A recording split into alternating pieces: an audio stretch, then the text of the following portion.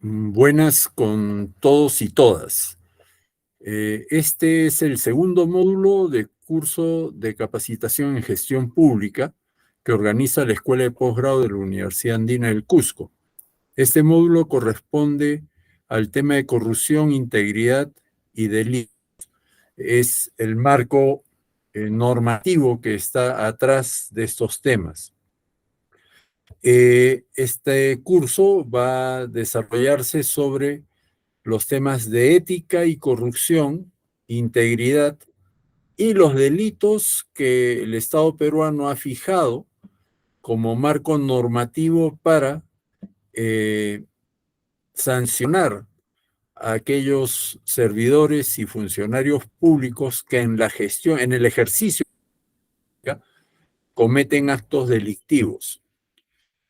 Pero vamos a ver de que no solo son los actos delictivos, sino también que hay actos que se cometen que no llegan a ser delitos, pero que son temas de integridad y faltas éticas. Para poder empezar este curso vamos a dar algunos conceptos básicos sobre ética, corrupción e integridad. Y parte de esta primera clase, de este módulo, tiene que ver con qué cosa es la ética. Y la ética tiene, digamos, la ética se estudia con la filosofía, pero el contenido de la palabra ética termina siendo a veces denso. Las personas no suelen entender fácilmente el tema ética, se confunde la ética con otros conceptos y creo que es importante entonces un poco precisar qué es lo que vamos a entender como ética. Lo primero sería partir de la palabra ethos, del griego. Y recuerden este término ethos que proviene del griego en Grecia, porque es ahí donde se origina. Y se origina con los primeros pensadores, los primeros filósofos. En Grecia surge el conocimiento filosófico. Y al surgir el conocimiento filosófico, uno de los primeros términos que surgió fue el ethos. Hay dos traducciones frecuentes de dicho término. La primera tiene que ver con costumbres y la siguiente con carácter. Las costumbres son las que aprendemos a lo largo de la vida para desarrollar nuestra forma de vivir. Y el carácter tiene que ver con nuestra fortaleza, es decir, una persona con carácter, se dice, ¿no? Es decir, una persona que tiene carácter. O ese no tiene carácter, es un pobre diablo, ¿no? Todo esto es parte de lo que se entiende también como parte del proceso del término ética y del contenido ético, ¿no? Entonces, si una persona es recta, una persona está fiel a sus principios, a sus valores, se dice que es una persona que tiene carácter. Pero una persona que es endeble, que no tiene ni blanco ni negro, ni chicha ni limonada, ¿no? No es rojo, es rosado y a veces es blanco. No, este no tiene carácter, no es temeroso, miedoso. A eso se refiere también el término, ¿no? Pero entonces, la ética también se va a entender como sistema de costumbres. Vamos adquiriendo una serie de hábitos, de prácticas que nos permiten vivir. Pero no solo es esas costumbres o esas prácticas que nos van a dar la posibilidad de desarrollar nuestra vida, sino tiene que ver con una reflexión sobre la necesidad de hallar una mejor manera de vivir. Hay un libro que al final está el enlace y lo voy a compartir con ustedes, va a quedar en las láminas. Es un enlace de un libro que está cargado en internet, así que pueden leerlo y es muy sencillo. Ética para Amador de Fernando Sabater. Fernando Savater, filósofo español, dice que la ética es el arte de vivir, el saber vivir y por lo tanto el arte de discernir lo que nos conviene, que es lo bueno, y lo que no nos conviene, que es lo malo. Y esto es muy importante tenerlo preciso, ¿no? Porque ahora vamos a darnos cuenta, a lo largo de la clase, que no es tan fácil definir qué es lo bueno y qué es lo malo. Y ahí es donde surgen eh, las situaciones confusas, ambiguas, y donde también surgen los dilemas. ¿Qué es lo que voy a hacer ante una situación? ¿No?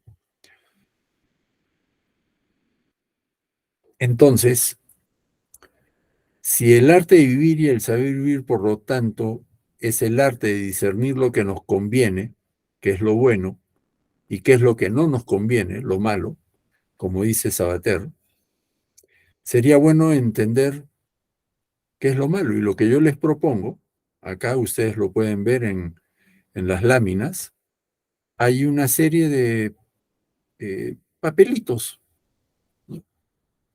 De qué cosa es lo malo. Y yo les sugeriría que ustedes hagan también el ejercicio, ¿no? Hagan una lista de qué es lo que consideran malo. Y lo ideal sería si es, que mejor no vieran estas láminas, porque si ven las láminas las van a copiar. Y esa no es la idea, sino que les brote y vayan pensando qué cosas son las que ustedes consideran malas.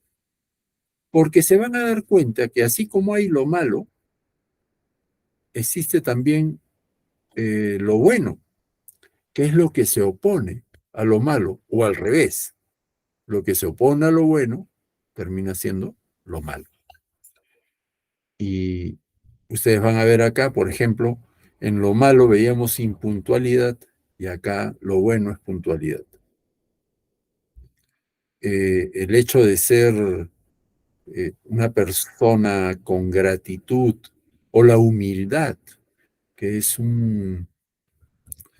eh, una cosa buena. Frente a la humildad, lo que existe es el excesivo orgullo, ¿no? El vanagloriarse, el sentirse más que los demás. Eh, Eso es lo malo. Entonces, cada una de las cosas buenas o malas, ustedes las pueden definir. Y es bien importante para entender la ética, porque la ética es la reflexión personal, no es lo que los demás dicen, sino es lo que cada uno, yo, ustedes, pueden de una u otra manera desarrollar como su propia reflexión para definir lo bueno y lo malo. Yo creo que esa es la clave para entender el concepto de ética. Y esto nos lleva entonces a, a la duda. ¿Por qué? Los seres humanos, hombres y mujeres, a diferencia de otros seres vivos, tenemos el discernimiento, que no es solo la capacidad de pensar, porque los monos, los simios, los delfines, los perros, los gatos, también piensan, pero el discernir, el discernimiento, es la reflexión sobre lo que voy a hacer. Cuando el ser humano aparece en la Tierra, y ahí podríamos entrar también a toda una reflexión y una discusión sobre cómo es que aparece el ser humano en la Tierra, las teorías religiosas, las evolucionistas, etcétera. Pero en cualquiera de los casos, queda claro que el ser humano, al empezar a poblar la Tierra, no lo hizo solo, lo hizo acompañado de otros seres humanos. Y en ese proceso de convivir, tuvo que entrenar al cerebro a pensar,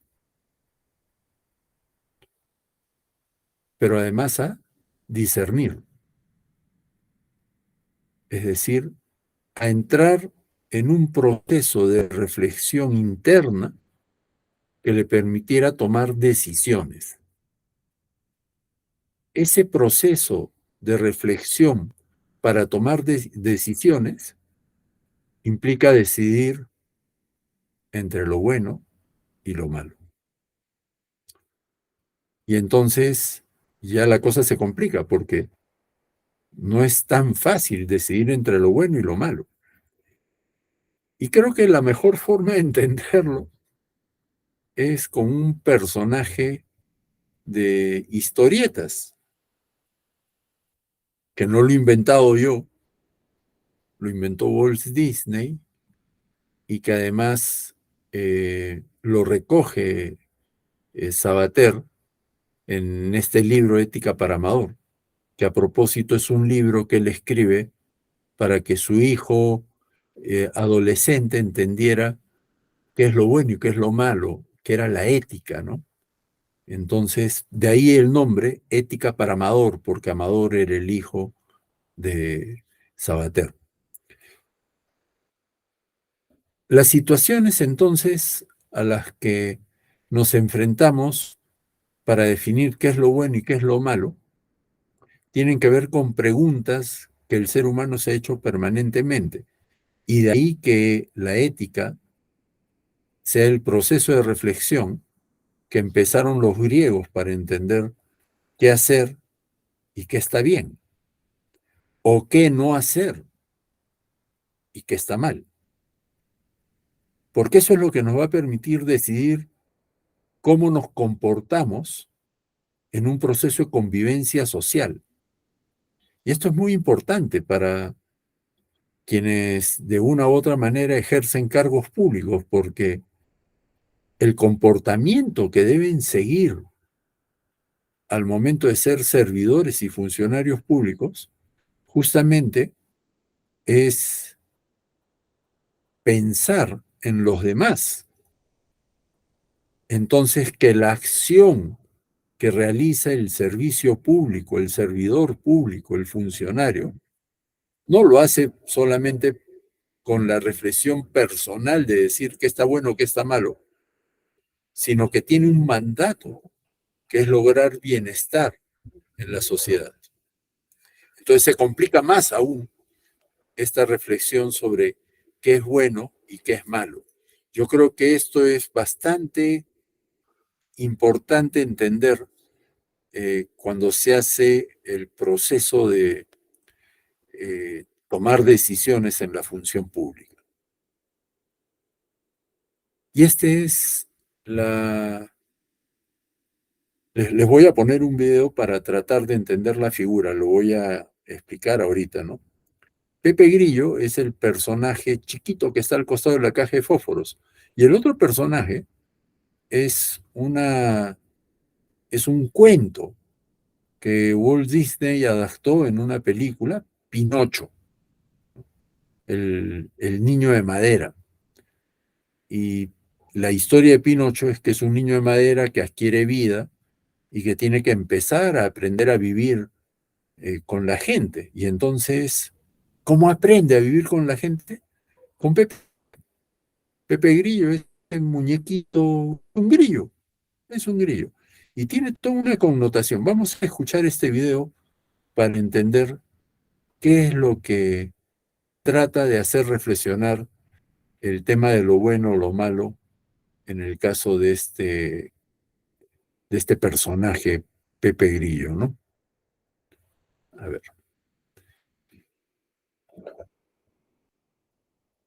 El mundo está lleno de tentaciones. ¿Tentaciones? Sí, tentaciones. Escucha, a veces las cosas malas parecen buenas. Y aunque a veces las cosas buenas suelen parecer malas, otras veces las buenas se vuelven malas cuando esas malas parecen buenas. O viceversa. ¿Entendiste? No, pero yo lo entiendo.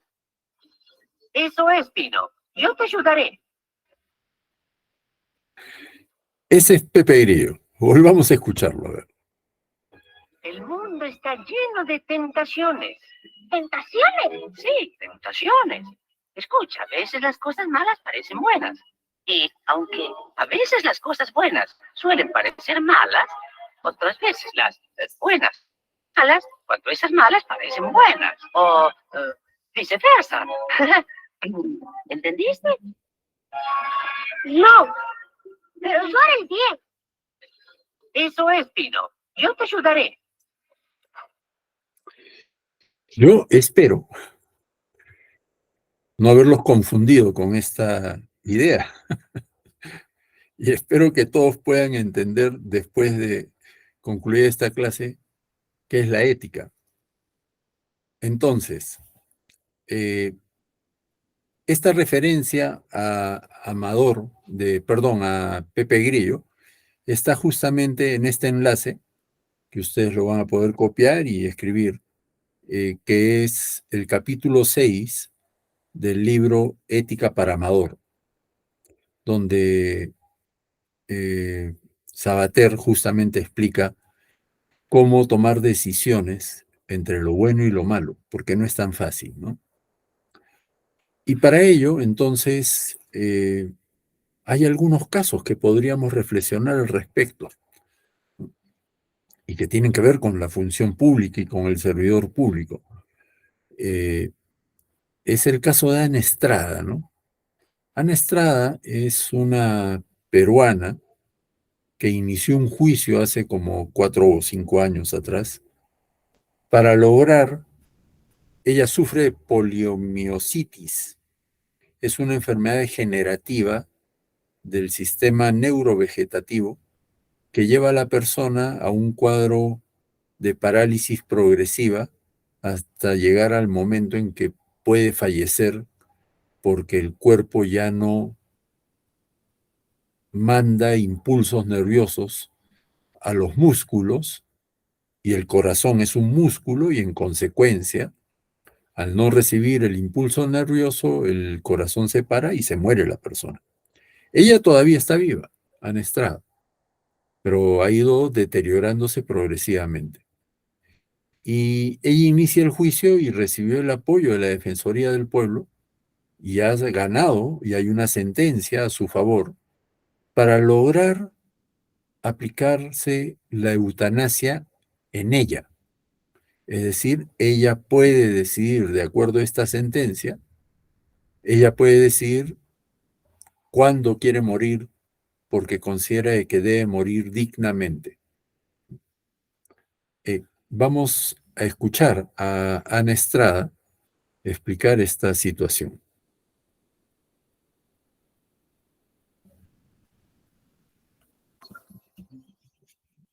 Ana Estrada tiene 45 años y desde los 12 sufre polimiositis, una enfermedad degenerativa e incurable que debilita sus músculos y la mantiene conectada a un respirador artificial durante casi todo el día. Y su firme decisión de conseguir una muerte digna cuando ella misma lo decida, le ha convertido en el primer símbolo de la eutanasia en Perú. Está a punto de rozar con los dedos la victoria definitiva en los tribunales peruanos para que se le permita decidir cuándo quiere morir. Esta campaña me ha enriquecido la vida en realidad, ¿no? Entonces sí, al margen de los resultados, el resultado final de la última audiencia, todo ha sido positivo, incluso eso creo, porque a partir de allí también se abre un nuevo debate. Estrada, quien es psicóloga, resaltó que en su lucha no ha tratado de convencer a nadie, simplemente ha pedido respeto por las libertades y derechos de los individuos. No, yo no quiero convencer a nadie de nada, sino que el tema es el respeto por las libertades individuales de los ciudadanos, ¿no? Y de que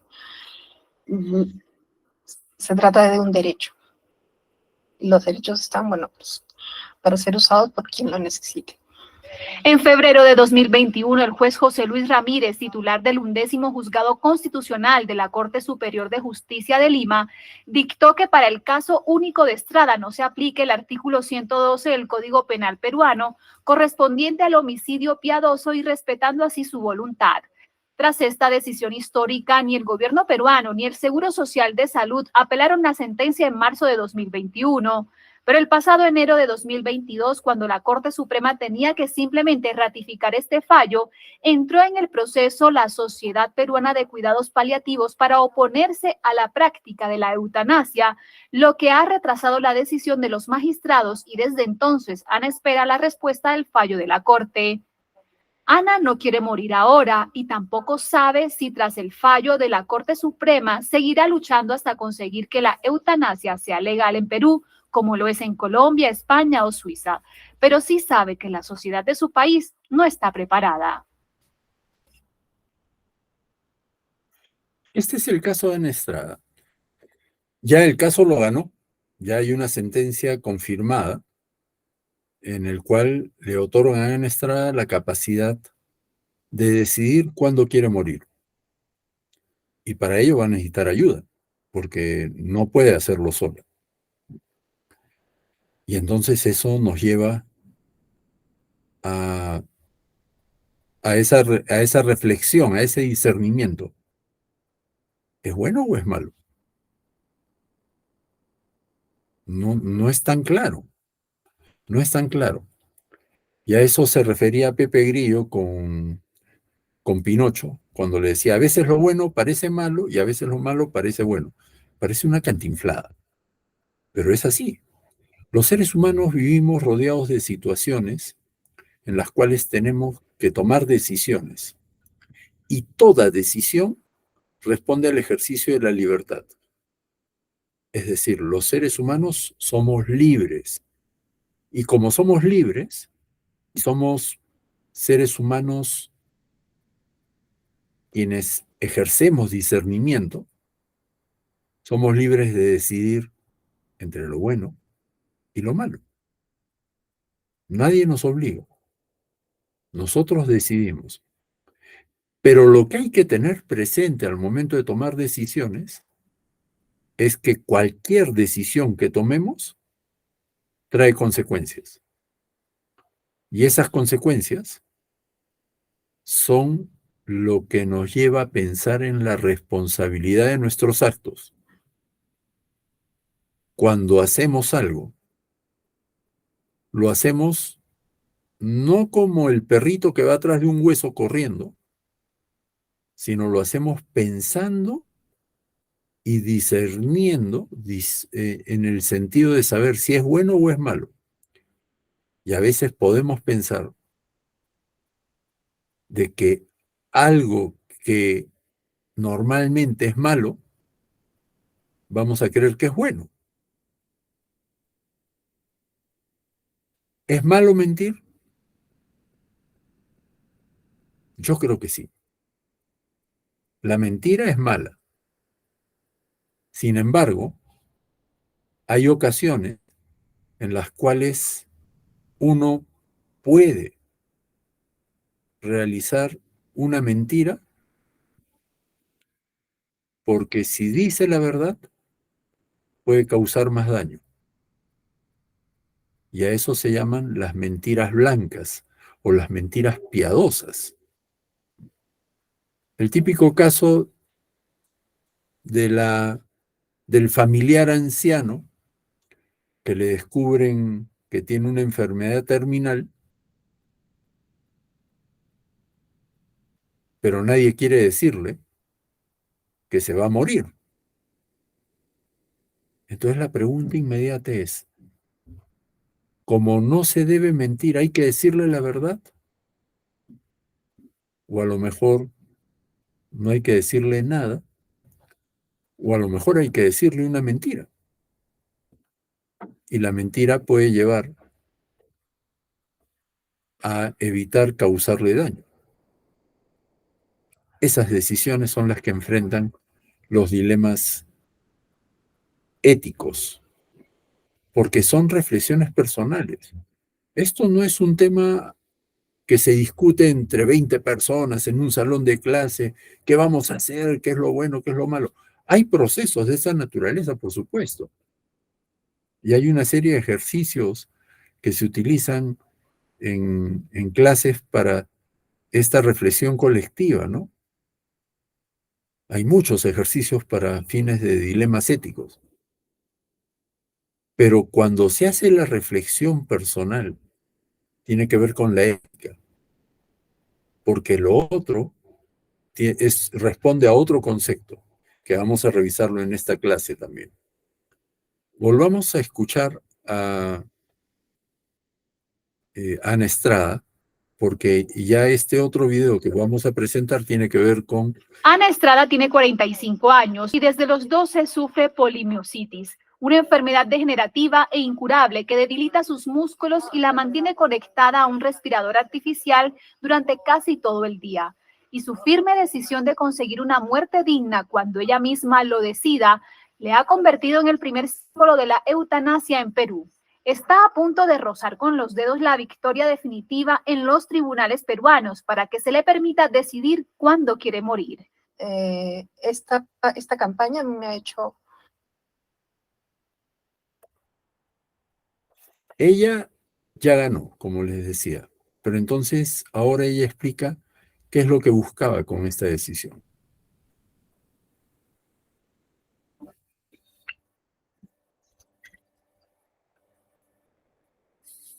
Ana Estrada tiene 43 años. De estos, 30 años con polimiositis, una enfermedad incurable, degenerativa y progresiva avanzada que paraliza casi todos los músculos de su cuerpo y la mantiene postrada en cama 20 horas al día. Perdió su independencia y su trabajo, su privacidad y su intimidad, su olfato y parte de su voz y gusto.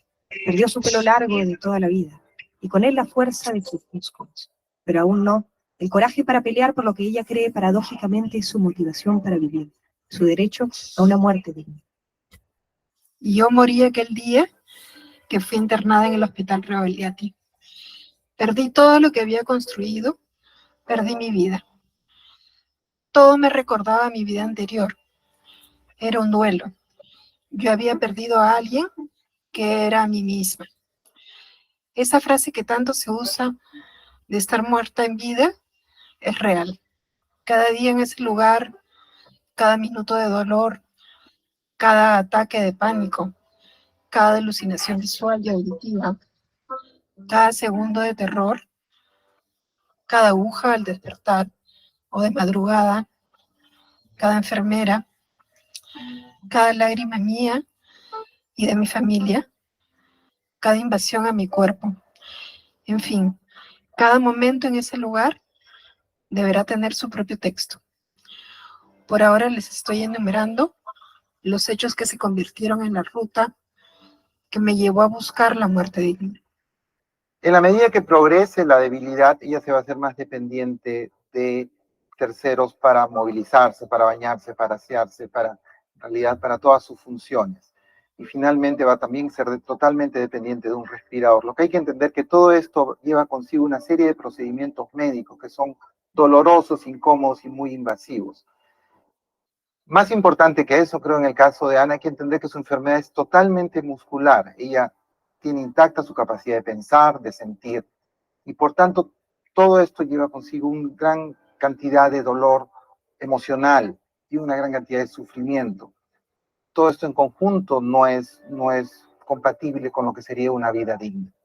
Sin poder decidir sobre su vida, Ana teme el futuro incierto, la postración total, los medios invasivos, las llagas en el cuerpo, las úlceras en la piel, la dependencia absoluta, el dolor físico y el mental, el regreso a una unidad de cuidados intensivos, la experiencia de una lúgubre muerte que cercena de a pocos la vida, atada a una cama y cosida a su propio cuerpo, vivirá un dolor que solo crecerá en el tiempo. Que mientras no tenga el poder de mi libertad, seguiré viviendo presa en un cuerpo que se está deteriorando cada minuto y que me atará a mi cama conectada a las 24 horas al respirador. Y empezarán las úlceras en la piel, que no son otra cosa que heridas que se expanden y profundizan hasta que se logra ver el hueso. Pero eso será solo el comienzo de muchas infecciones y más medios invasivos. Y no moriré.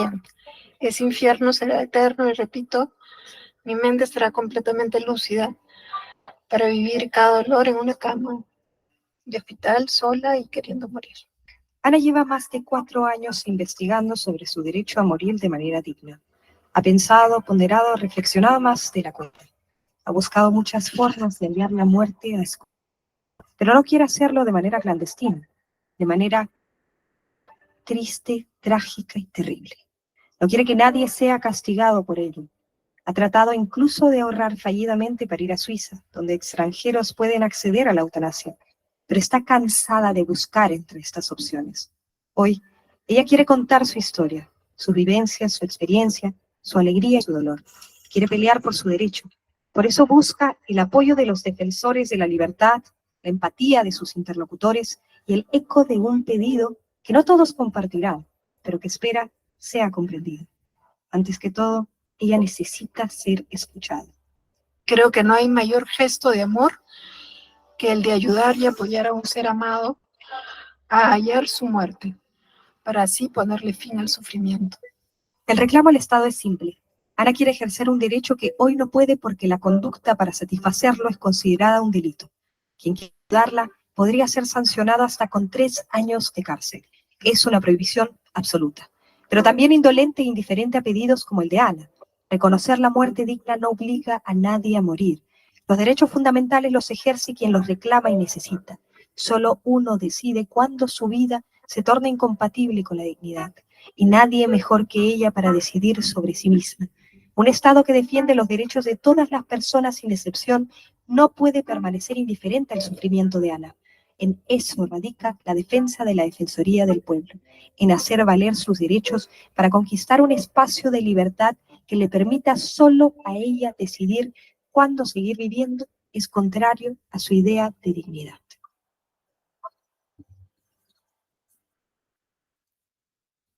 Muy bien.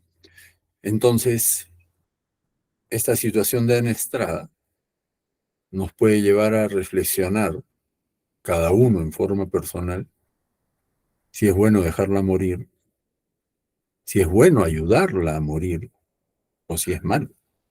Y cada uno va a tomar su decisión. ¿Y dónde están las raíces para poder tomar esa decisión cada uno? Surgen en nuestros propios aprendizajes a lo largo de la vida. Los seres humanos nacemos, la mayoría en general, en un hogar. Nuestro padre, nuestra madre, excepcionalmente, alguno puede haber perdido a sus padres al momento del nacimiento, ya su padre no existía, y la madre muere en el parto, y es un niño huérfano. Pero no es lo más común, ¿no? Lo común es de que todos, la gran mayoría, todos y todas, hayamos nacido dentro de un hogar con padre y madre, algunos solo con madre y algunos solo quedaron con el padre. Pero en ese primer espacio del hogar, de la familia, es que surgen los primeros aprendizajes que nos llevan a entender qué es lo bueno y qué es lo malo.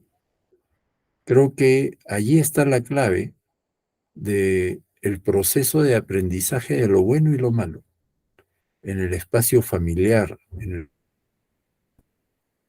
Después, el siguiente espacio va a ser el espacio de socialización que los niños tienen, niños y niñas. Y ese espacio tiene que ver con justamente el colegio, la escuela. Pasamos 11 años de nuestra vida en la escuela. Es decir, conviviendo con otros niños y otros niños que vienen de otros hogares de otras prácticas, de otras costumbres, de otros aprendizajes. Ese espacio de la escuela nos permite también ir recogiendo más experiencia para nuestra toma de decisiones. Cuando en el colegio, primero en la casa, en la familia, y aquellos que no tuvieron la dicha de tener padre y madre y vivieron en hogares de atención residencial, ¿no? Que son los albergues para niños, los orfanatos, que ahora ya no se llaman así, sino son las casas de atención residencial. Quienes viven ahí también aprenden una serie de situaciones a partir de su propia experiencia, de sus madres sustitutas, del director del albergue. Aprenden cómo decidir entre lo bueno y lo malo. Y eso es lo que el niño de su primera infancia va a llevar al colegio, a la escuela, a compartir con otros niños. Y en ese proceso de compartir de vida comunitaria, va a desarrollar también nuevos aprendizajes. Y ahí es donde empieza a confrontar sus aprendizajes con los aprendizajes de otro. Y ahí es donde puede surgir en algunos casos el hecho de mentir, de hurtar un cuaderno, un lápiz, lapicero, por hablar de las cosas sencillas, pero a veces hurtan celulares, computadoras, dinero, es decir, algo no está funcionando adecuadamente. Estos dos espacios, el hogar y la escuela, se suma un tercer espacio que se ha ido deteriorando con los años, que es el barrio, los amigos del barrio, la vecindad. Ahora cada vez menos existe ese espacio de vecindario, porque las familias, las personas, no conviven como se convivía hace algunos años en la vecindad, ¿no? Los chicos salían a jugar a la calle con sus amigos, vecinos, montaban bicicletas juntos, jugaban pelotas juntos, y conforme iban creciendo acababan en la esquina contando chistes, reuniéndose a tomar una cerveza o a fumar. Es decir, había un tercer espacio de socialización donde este aprendizaje iba acumulándose. Todo ello nos lleva entonces justamente a razonar sobre qué decidir ante una situación concreta. El caso de Anestad es un caso extremo, pero hace poco hemos tenido otro caso extremo. Es el caso de esta joven que fue abusada por su padre y salió embarazada. Y ya tenía un tiempo de embarazo, ¿no? Pero si es una niña, el hecho de que lleve al final el proceso de embarazo puede causar la muerte. En un momento vamos a ver esta figura. Pero yo quería entrar a este tema de la diferencia entre ética y moral, porque hay quienes van a decir que la ética y la moral son lo mismo, pero no es necesariamente así. La ética es la reflexión personal sobre lo que consideramos válido y comparamos con otras morales que tienen personas diferentes. ¿Y por qué se confunde el término ética con moral? Porque la ética es de los griegos y la moral proviene de los romanos. Y la moral va a ser el conjunto de comportamientos y normas que las personas, el colectivo social, aceptan como válidos. En cambio, la ética es la reflexión personal sobre lo que consideramos válido y cómo comparamos ese hecho, ese acto válido frente a otras personas. Pero en ambos casos, ética y moral responden al arte de vivir. Acá está la explicación. ¿Se acuerdan de la palabra ethos? Provenía del griego. Pero los griegos, Grecia, fue conquistada por los romanos.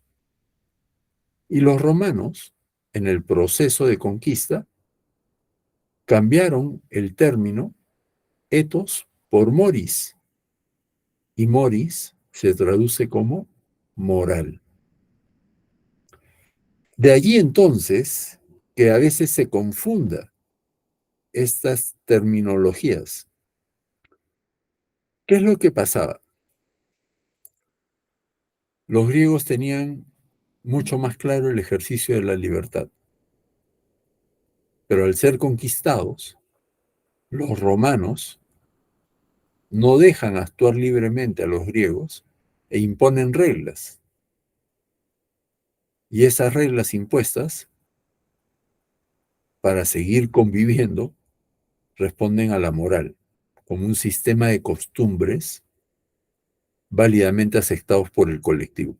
Claro, el colectivo era el conquistador, y ya los dejaron pensar. Pero por lo bajo, como ven ustedes en la lámina, el ethos continuó. Y el ethos continuó siendo una práctica individual. Porque lo que existe es la libertad como eje fundamental. ¿A qué me refiero? Los seres humanos somos libres. Y como somos libres, nadie puede controlar nuestro pensamiento. En este momento, cualquiera de ustedes, viendo esta clase, pueden estar pensando en cualquier cosa. Así yo les digo, no piensen en eso. No hay forma de saber si están pensando o no en eso. Y no hay forma de que yo verifique que no piensen en eso. De ahí entonces que los romanos no tenían cómo controlar el pensamiento. Pero sí la práctica. Entonces establecieron un sistema de costumbres que respondía a valores morales aceptados socialmente. De ahí la diferencia entre ética y moral. Ética, reflexión personal; moral es lo válidamente aceptado por el grupo social, por el colectivo. Este es el caso de Mila. Es esta niña de 11 años que quedó embarazada por una violación en Iquitos. Es un caso terrible también, pero ha habido toda una discusión que a Dios gracias se resolvió favorablemente para que pudieran practicarle el aborto. Pero había mucha resistencia desde el propio aparato estatal. ¿Y por qué menciono este caso y el caso anterior de Ana Estrada? Porque tiene que ver con el servicio y la función pública. Es decir, ambos casos, ¿qué es lo que han sentado? Han sentado precedentes.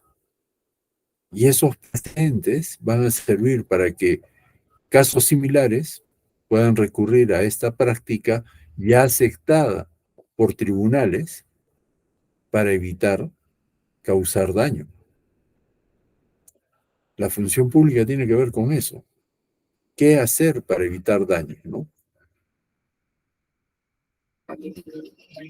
A sus cortos 11 años, no solo enfrenta el trauma de ser abusada sexualmente por su padrastro y quedar embarazada, sino que el Estado peruano le niega la posibilidad de proteger su vida a través de un aborto terapéutico. Así quedó demostrado en este audio publicado por Epicentro TV. La solución a lo que ha sucedido no es el primer aborto tampoco.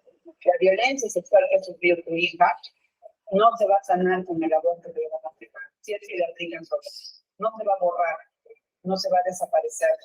El delito no va a dejar de existir. La psicóloga y directora de programas de Promsex mencionó que esta mujer, identificada como Lisbeth Mori, directora de la Unidad de Protección Especial de Loreto, está incumpliendo los protocolos de la entidad de la que ella forma parte.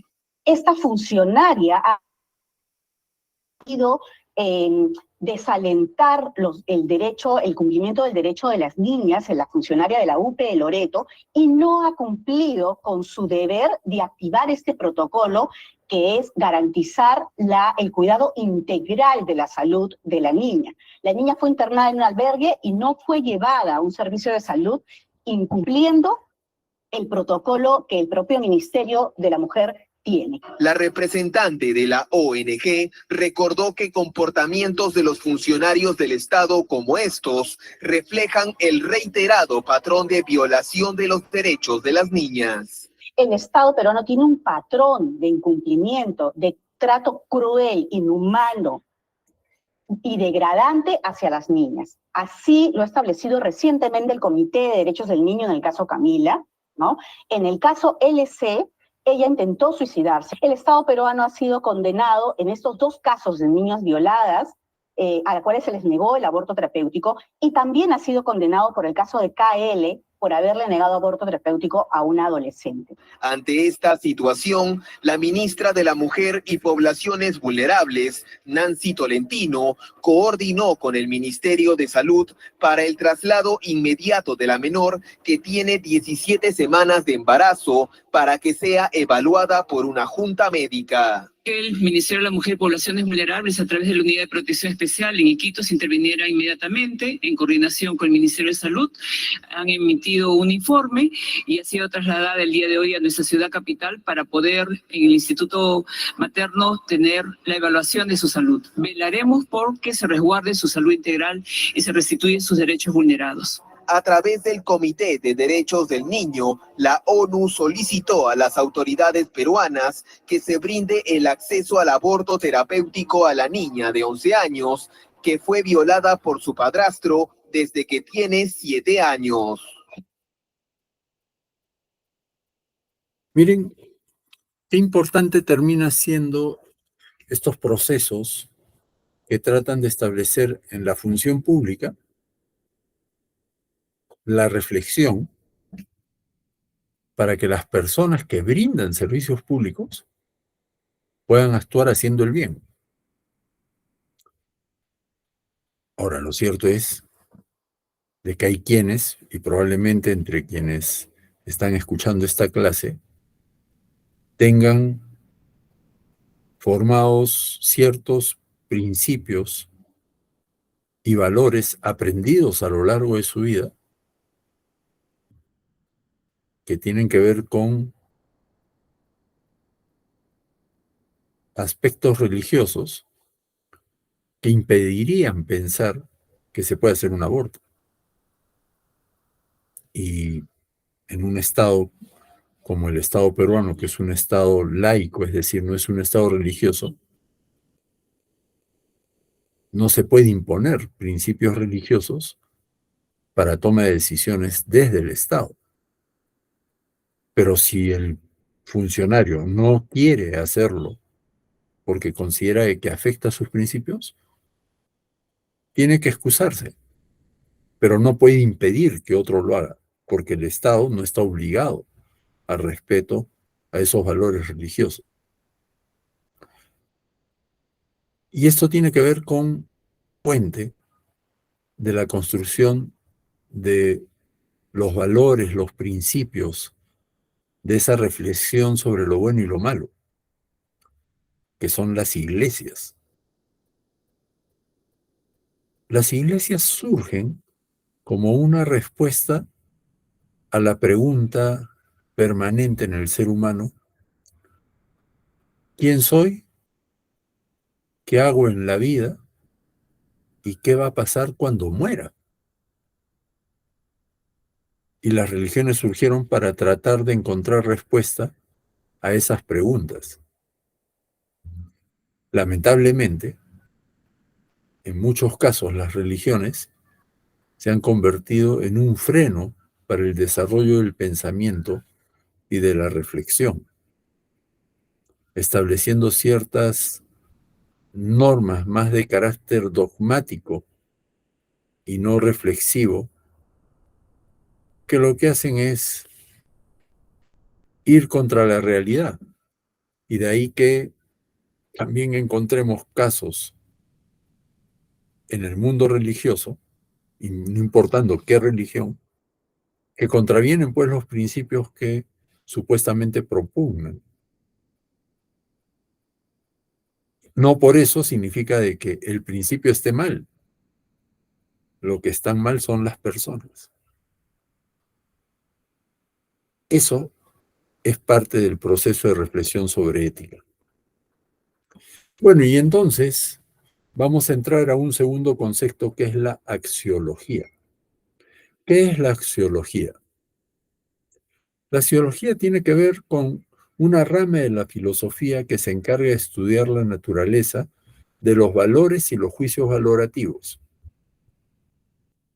Lo que hemos hablado antes era la ética y su diferencia con la moral. Pero la construcción del contenido de la ética y de la moral es a partir de los valores y del juicio valorativo. ¿Qué es lo bello, qué es lo bueno, qué es lo agradable y cómo influyen en nuestras vidas? Y ahí podríamos encontrar una serie de valores que tienen que ser reconocidos, no solo individualmente, sino también socialmente, para tener el comportamiento moral aceptado en la sociedad. ¿De dónde proviene la palabra axiología? También tiene un origen griego. Y está compuesta básicamente por dos términos. Axio, que significa valioso, digno, estimable, y logos, que significa conocimiento, teoría, estudio. Entonces, la axiología va a ser el estudio de lo valioso. Y en latín, la palabra valor, que es el contenido de la axiología, que corresponde a valere, tiene un significado de fuerza, salud, estar sano, ser fuerte. Consecuencia, cuando decimos que algo tiene valor, lo que estamos es afirmando que es algo bueno, que es digno de aprecio, que es digno de estimación, admiración y de querer tenerlo. Esos son los valores. Entonces los valores van a ser cualidades que podemos encontrar en el mundo que nos rodea. Y todo valor va a tener antivalores. Muy bien, entonces, los valores. ¿Cuáles son las definiciones que existen? Principios que nos permiten orientar nuestro comportamiento en función de realizarnos como personas. ¿De dónde vienen estos valores? Acuérdense cuando eran niños, cuando papá o mamá les decía, no mientan. O papá o mamá les decían, levántense temprano, porque tienen que ir al colegio. Van a llegar tarde. Puntualidad, valor. No agarres las cosas ajenas. Honradez. Estos valores sirven para orientar cómo nos vamos a comportar en el colectivo social. Y tienen que ver con un sistema de creencias que la sociedad ha concebido como buenos, como preferibles, como recomendables, y que por lo tanto nos van a ayudar a tomar la elección. Recuerden que siempre la elección es un acto de libertad. Y eso es entre algunas cosas en lugar de otras. Siempre el proceso de elección va a implicar dejar algo.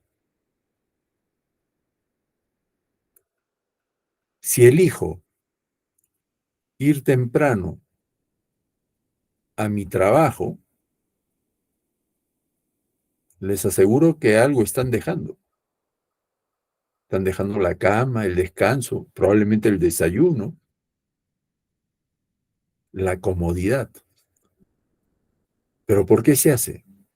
Porque quizás el valor trabajo es superior al valor ocio, porque el ocio también es un valor. ¿Cómo utilizamos el tiempo libre sin estar trabajando? Entonces, los valores van a surgir como principios, creencias fundamentales que nos permiten tomar decisiones. Y hay, digamos, varias escuelas axiológicas. Vamos a estudiar o de precisar básicamente dos, ¿no? La del subjetivismo axiológico, que tiene una perspectiva más de carácter subjetivista, en la cual es el sujeto quien otorga valor a las cosas. Este valor no puede ser ajeno a las valoraciones y a la existencia de las mismas, y solo es posible en las distintas reacciones que en el sujeto se produzcan. A ver, un ejemplo. Yo tenía 12 años y mi madre tomó la decisión de darme la llave de la casa. Yo era el hermano mayor en mi hogar. Habían 2 hermanos menores que yo. Pero mi madre me dio la llave de la casa y me dijo, cuídala. Yo me sentía, pues, el hombre más afortunado. Ya había pasado de la niñez a la adultez con la llave. Me sentía un adulto, tenía llave. Me sentía más que mis hermanos, porque era mayor y además tenía la responsabilidad de la llave. No recuerdo cuál fue el motivo, probablemente algo malo hice, pero no recuerdo. Mi madre decidió quitarme la llave. Me castigó quitándome la llave de la casa. Me quitaban lo más preciado, lo que yo sentía valioso, la llave. Pero hice algo que no se debe hacer. Miré dónde escondía la llave mi mamá. Y cuando ella no se dio cuenta, recuperé la llave. Y entonces, durante probablemente 3 semanas o un mes, yo tenía la llave, pero la usaba en casos extremos. Pero el hecho era que yo tenía la llave, la había sustraído. Un día cometí el error de usar la llave y mi madre estaba atenta. Yo presumo que ella sabía que yo ya tenía la llave y estaba vigilando. Cuando me vio entrar, no dijo nada, guardó silencio y un momento después me llamó y me dijo, tú has cogido la llave. Y volví a cometer otro error. Le dije que no. Me miró a los ojos. Tú has cogido la llave. Y yo volví a decir que no. E inmediatamente después sentí 5 dedos de furia en el cachete. Un cachetadón que me volteó la cara a mí y me dijo, no mentir. La mentira es mala. No mientas. Y saqué con una lágrima chorreando la llave del bolsillo y se la devolví. Pero ¿qué es lo que generó en mí? Que hasta ahora me acuerdo. Estamos hablando hace más 40 años. Recuerdo aún este hecho. Y generó en mí el respeto a la verdad. Con 12 años aprendí de que no había que mentir. Que la verdad es un valor supremo. Y esto es una de las consecuencias, ¿no?, que producen estas situaciones respecto a los comportamientos, a los valores que aprendemos. Hay una perspectiva subjetiva muy dentro mío. Lo que generó fue un sobrevalor, una apreciación suprema sobre el valor de la verdad y el rechazo a la mentira. De ahí esta figura del subjetivismo axiológico. Y por otro lado está el objetivismo axiológico.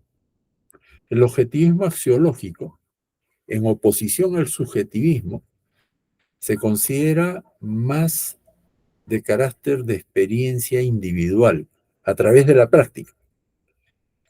Es decir, es un valor que no tiene que ver con lo subjetivo, sino tiene que ver con cómo a partir de diversas reflexiones y perspectivas se llega a entender de que hay una conformación de valores que tienen que ser reconocidos socialmente como parte del comportamiento social aceptado, ¿no?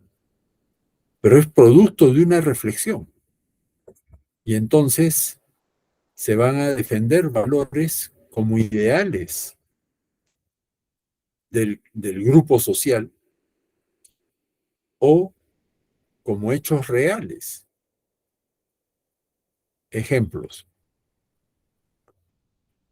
Un valor ideal, la belleza.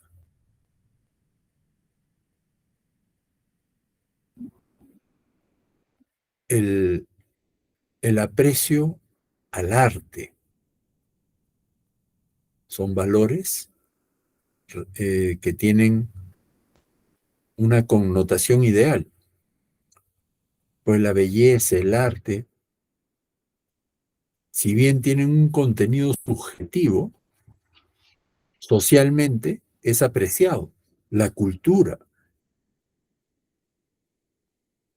En cambio, lo real tiene que ver con el medio ambiente. El medio ambiente, la protección ambiental es un valor, porque es donde vivimos.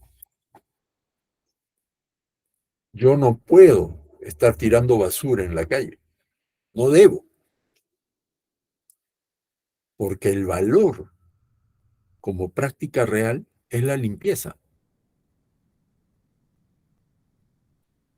Yo aprendí de chico, y eso es algo que hasta ahora hago, a tender la cama.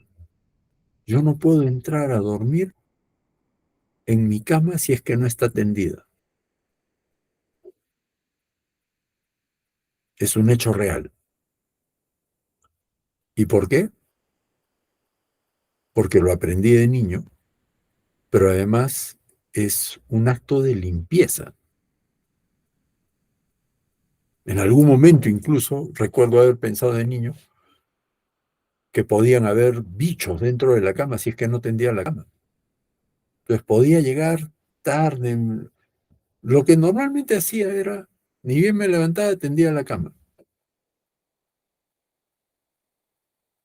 Y hasta ahora, si es que me levanté, salí para dormir, tengo que tender la cama, porque es un acto que creo yo me da limpieza. Botar papeles en la calle, yo veo y reniego cuando veo que alguien está tirando papeles en la calle, porque se está ensuciando, va contra el valor limpieza. Y eso tiene que ver con un tema de realidad. Cuando dejan botada la basura en una esquina sabiendo de que ya el camión de basura pasó, afecta el entorno. Y no es solo un tema de belleza, no, es un tema de suciedad como un antivalor al valor limpieza. Esto es el objetivismo axiológico. Hechos más concretos, objetivos que podemos medir y que nos permiten construir valores. Max Scheler, un filósofo, desarrolló un sistema de jerarquía de valores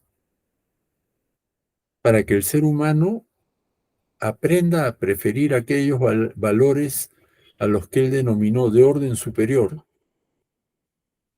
y los ponga en primer lugar sobre otros que van a ser de orden inferior. Pero esto entonces nos lleva a pensar de que a veces pueden pasar de un lado a otro los valores. No todos, pero sí puede en esta jerarquía de valores y en esta construcción de la escala de valores puede ocurrir, ¿no? Entonces, Scheler considera que los valores se pueden clasificar de acuerdo a su jerarquía e importancia y propone la siguiente escala. Como un valor fundamental, en primer lugar, los valores religiosos, que tienen que ver con santidad. Porque se entiende que los santos son buenos, ¿no? Quienes llegan a la santidad es porque han sido personas buenas, que han hecho el bien.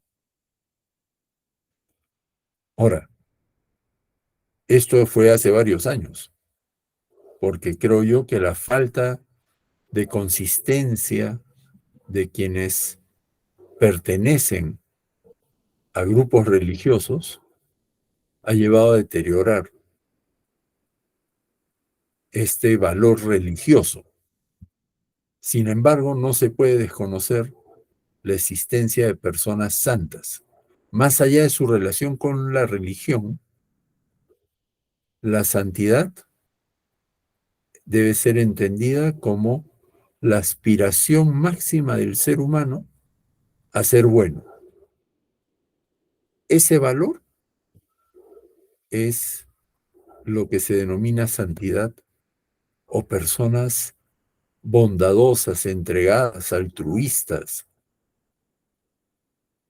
Ese es el valor máximo.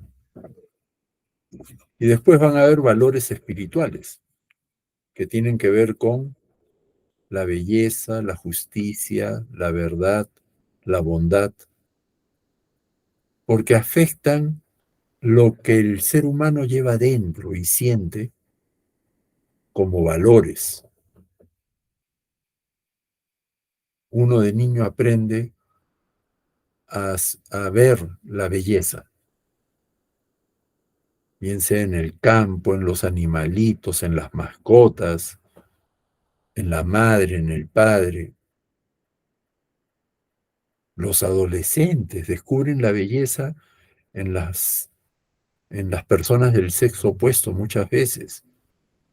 Y ahora ya es también cada vez más aceptado el tema de la homosexualidad, que no es algo nuevo, porque, por ejemplo, en la época antigua, el ejército espartano, de Esparta,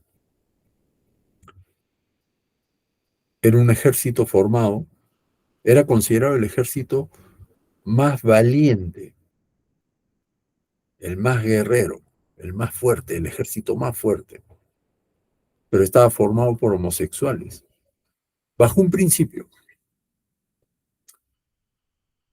Si amo a una persona, estoy dispuesto a dar la vida por ella. Entonces, la lógica de los espartanos era de que quienes formaban el ejército eran capaces de dar la vida por su pareja, y su pareja estaba dentro del ejército. De ahí que este ejército, que era un ejército de homosexuales, fuese considerado uno de los ejércitos más poderosos, porque se protegían entre ellos y eran capaces de dar la vida por su pareja que convivía con ellos. Entonces la homosexualidad no es algo que ha surgido ahora y es una aberración, no, la homosexualidad ha existido y seguirá existiendo. Los seres humanos somos complejos. Valor justicia. Ante las injusticias que se ven, nos indignamos. ¿Y qué consideramos justo? Lo que sentimos que nos corresponde por derecho. Es decir, creemos de que hay algo que nos toca a nosotros, que por qué se lo van a dar a otro. Ese criterio de justicia, ese principio, ese valor de justicia, tiene que ver con valores espirituales. Y la verdad, la bondad también, ¿no?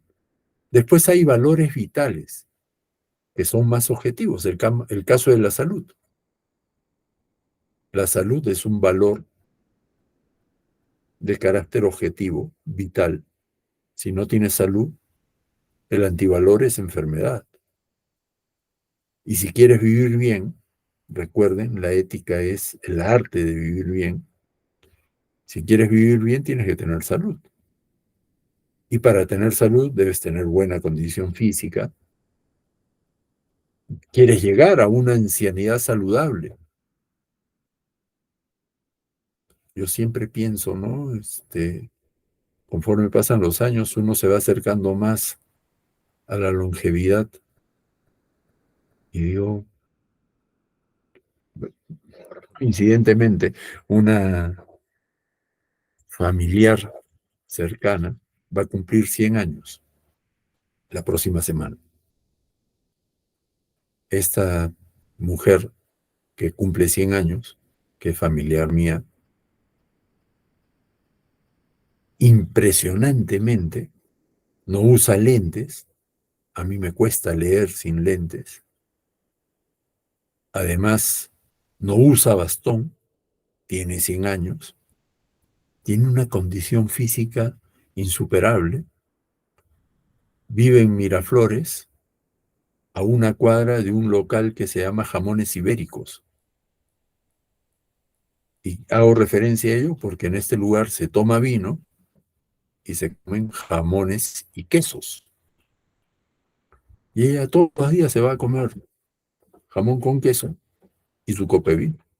Y tiene 100 años y va sola. Es decir, la longevidad en esas condiciones es la que yo aspiro. Yo dudo que voy a llegar, pues tiene que haber aspectos genéticos, etc. Pero quizás cuando ya la situación me lleve a depender de otras personas para seguir viviendo, esa vida no me parece una vida de aspiración, ¿no?, a la que quiero llegar. Esa no es la longevidad que quiero. Y entonces, por lo tanto, tengo que cuidarme. Son valores vitales. Y en el final de la lista, ya en la parte baja de la jerarquía, según Scheller, están los valores de lo agradable, la comodidad, el confort, el placer, la riqueza, ¿no? Esta es la propuesta de Scheller. Entonces, ¿qué es lo que yo les recomiendo a ustedes? Traten de elaborar una... Esto es en forma individual. Traten de elaborarla, porque la escala de valores debe ser revisada periódicamente. No todos los días ni todos los meses, pero una vez cada año, una vez cada 2 años. Porque es probable de que en algún momento, si uno de los valores de la escala que han elaborado varía sustancialmente al momento de que la revisan, algo no está andando bien. Algo ha pasado que ha llevado a cambiar lo que consideraban bueno. De ahí la importancia de construir una escala de valores también. Hay otras clasificaciones sobre escalas de valores, ¿no? Y entonces estas nos pueden llevar también a pensar en otras fórmulas de clasificación. En el fondo, los valores todos van a coincidir como una finalidad para mejorar la calidad de vida. Y en ese entendido van a haber valores biológicos, valores sensibles, valores económicos, valores estéticos, valores intelectuales, valores religiosos y valores morales. ¿Qué son los valores biológicos?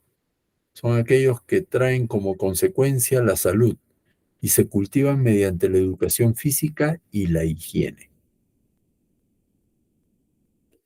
Los valores sensibles, aquellos que conducen al placer, la alegría, el esparcimiento.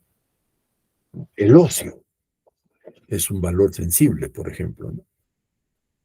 Valores económicos proporcionan todo lo que nos es útil. Son valores de uso y de cambio.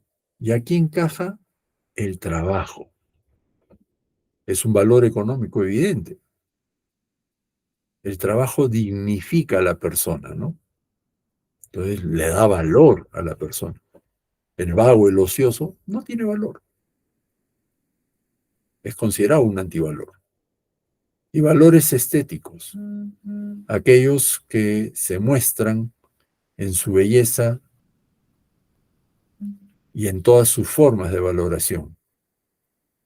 Entonces, esta clasificación nos debe permitir también buscar cómo podemos ir identificando cuáles son los valores que vamos a ir desarrollando, ¿no? A ver, sigamos. Perdón.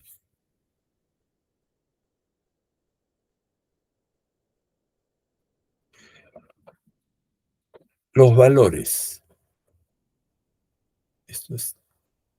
Estamos retrocediendo. Perdón un momento.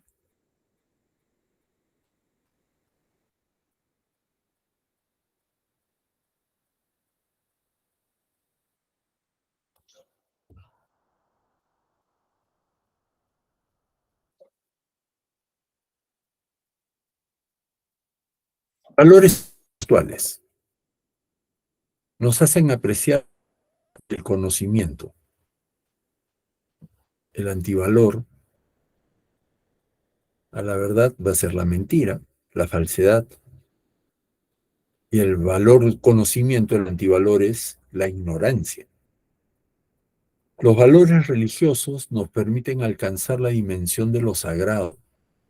El ser humano durante años ha buscado entender su forma de trascender. Y de ahí es que surgen las religiones. Pero también existen los agnósticos y los ateos. Y los agnósticos y los ateos no tendrán valores religiosos, pero sí tienen valores que los llevan a trascender.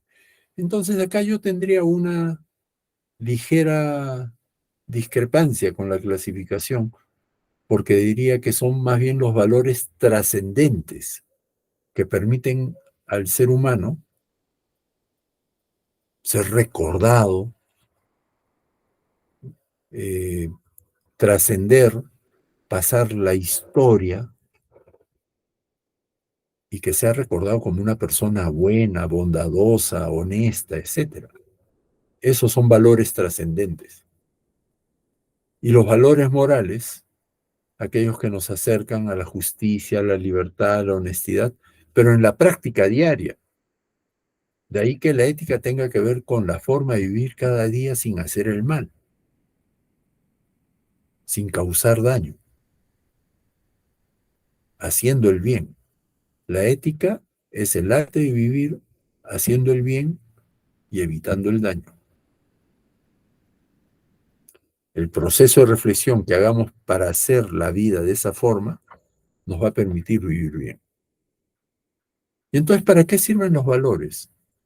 Orientan nuestra conducta y es en base a ellos que vamos a ir tomando algunas decisiones que efectivamente pues, nos permiten ir desarrollando una forma de vida. Y van a haber situaciones en las cuales nos cuesta reflexionar qué es lo bueno y qué es lo malo. Es curiosa la figura de Pepe Grillo, ¿no? Porque los grillos, si ustedes se han dado cuenta, creo que todos los que están escuchando esta clase, todos y todas, reconocen un grillo. Este animalito chiquito que va saltando, ¿no? Pero que hace un ruido especial. Es el curi, curi, curi, curi.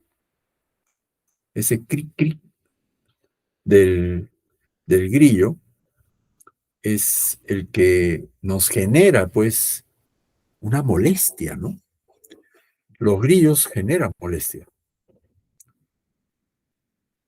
Es más,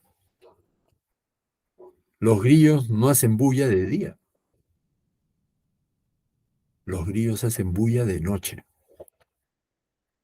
Entonces, cuando estamos en la oscuridad de nuestro pensamiento,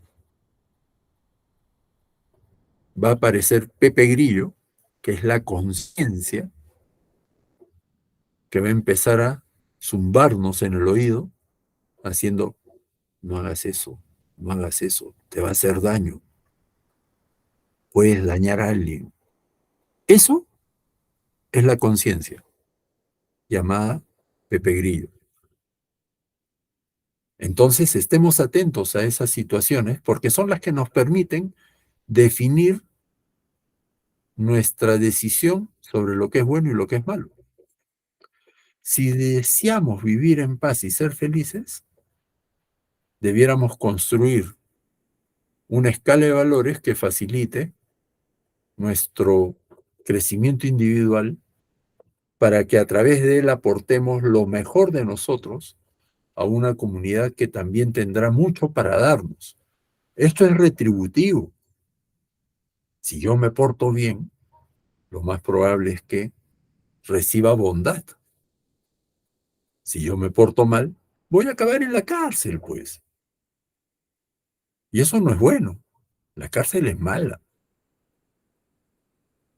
Vamos, voy a acabar gastando en abogado porque me van a meter en un juicio, me van a acusar de un delito. Eso no es bueno. Si quiero vivir bien, vivir en paz, ser feliz, tengo que actuar de acuerdo a mi escala de valores, que es personal, pero que permite vivir en comunidad. De allí la importancia de los valores. Hay valores universales, la honestidad, la tolerancia, la libertad, el agradecimiento, la solidaridad, la bondad, la justicia, la amistad, la responsabilidad, la lealtad, el respeto, la fortaleza, la generosidad, la laboriosidad, la perseverancia, la humildad, la prudencia, la paz. Estos valores universales también pueden servir para construir una escala de valores. Puedo guiarme y preguntarme qué tan honesto soy, qué tan importante es para mí la honestidad o la tolerancia en estas épocas en que todos estamos sometidos a muchos actos de intolerancia, ¿no? Los comentarios contra las personas extranjeras, en concreto los venezolanos, es un grado de intolerancia, porque no son todos. Pero es así como nos trataban a los peruanos en Bolivia o en Chile o en Argentina. Estos peruanos vagos, ladrones, y no nos gustaba. Y ahora tratamos así a los venezolanos. Algo no está funcionando, ¿no? Estos valores universales, si empezamos a revisarlos, podemos construir nuestra propia escala de valores también. Es otra forma de construir la escala de valores. Y Adela Cortina también plantea, a partir de el mismo sistema de Scheller, cómo hacer la escala de valores, pero a partir de una pregunta: ¿todo el mundo debería ser o todo el mundo debería estar? Y eso es porque no solo es un tema personal, sino que también nos permite situarnos en una sociedad donde desarrollamos nuestras actividades cotidianas. De allí la importancia de esta pregunta. ¿Todo el mundo debería ser? Es decir, yo también. ¿O todo el mundo debería estar? Que es donde yo voy a estar, donde voy a desarrollar mis actividades. Y entonces, de ahí que hayan sociedades como las de los países nórdicos, que son solidarios, que tienen mejores aspectos de confort, de comodidad, han obtenido mayores niveles de justicia, la gente es más bondadosa, hay una mejor longevidad, porque socialmente están pensando en estos valores. Entonces, la construcción de la escala de valores personal debe llevar a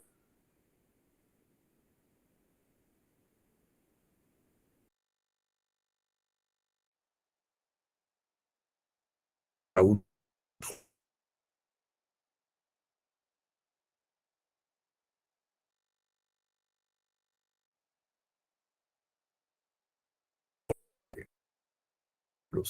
conservar el medio ambiente y entregarlo a las generaciones futuras, no peor de lo que lo han recibido, hacerse responsable de aquellos que han sido encomendados y estar dispuestos a resolver mediante el diálogo los problemas que puedan surgir con aquellos que comparten con él el mundo y la vida.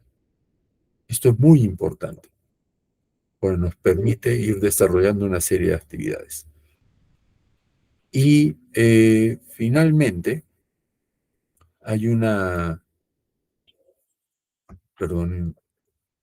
película que yo les recomiendo ver sobre Ramón Sampedro. La película se llama Mar Adentro. ¿Y por qué hago referencia? Porque hemos hablado hace un momento del caso de esta chica Ana Estrada. Pero Ana Estrada es en el Perú. Ramón Sampedro hace más o menos 30 años inició un juicio en España por los mismos motivos. No ganó, pero tuvo que hacer una actividad, ¿no? Cara tan sonriente, con una mirada tan limpia, tan directa. La gente no acaba de creer la petición que usted hace, que es déjenme morir. Y usted insiste, ¿no es cierto? Sí,